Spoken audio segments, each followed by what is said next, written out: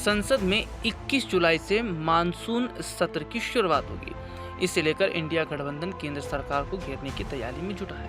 विपक्ष के प्रमुख नेताओं ने हाल ही में वर्चुअली मीटिंग की, जिसमें मानसून सत्र की रणनीति पर विस्तृत चर्चा की गई। इस ऑनलाइन बैठक में इंडिया गठबंधन में शामिल 24 दलों ने हिस्सा लिया।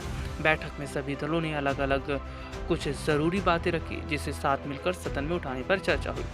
सूत्रों से मिली जानकारी के मुताबिक इंडिया गठबंधन की इस बैठक में सभी 24 दलों में सहमति बनी कि पहलगाम, ऑपरेशन सिंदूर और ट्रंप के मामले में सेना के शौर्य को सलाम करते हुए सरकार से इन मुद्दों पर बहस और पीएम मोदी के जवाब की मांग की जाए।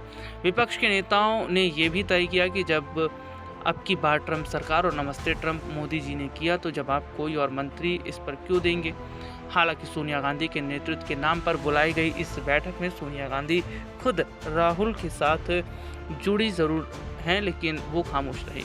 वहीं आपको नहीं बुलाए जाने पर या उनकी अनुपस्थिति पर किसी तरीके की कोई बैठक में नहीं हुई है, कोई बात नहीं हुई है। सूत्रों से मिली जानकारी के मुताबिक बैठक में उद्धव ठाकरे संजय राउत के साथ एक फ्रेम दिखे। हालांकि बैठक में संजय राउत खामोश रहे। उद्धव ने कहा कि पहलगाम हमला इंटेलिजेंस की चूक है और अभी तक हमला करने वाले आतंकी पकड़े नहीं गए, ये बड़ा मसला है। तृणमूल कांग्रेस की ओर से बैठक में शामिल हुए अभिषेक बैनर्जी ने कहा कि पहलगाम मुद्दे के हर आयाम पर विपक्ष के साथ है, लेकिन सरकार विपक्षी नेताओं को डराने धमकाने के लिए ईडी का इस्तेमाल कर रही है और इलेक्शन कमीशन एसआईआर के जरिए वोट बंदी करने में जुटा है। इसका विरोध होना चाहिए। साथ ही पेगासस के जरिए विपक्षियों की जासूसी का मुद्दा भी उन्होंने उठाया।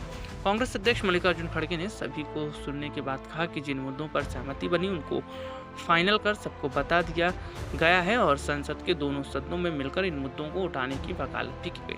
सूत्रों से मिली एक जानकारी के मुताबिक बैठक में राहुल गांधी ने कहा कि विपक्षी बेखराव का फायदा सत्ता पक्ष उठा सकता है, इसलिए हमको एकजुट रहकर सरकार से सवाल करने हैं और प्रधानमंत्री से जवाब लेना है। हमें पहले मिलकर मुद्दों की प्राथमिकता तय करके संसद में एकजुट दिखना चाहिए।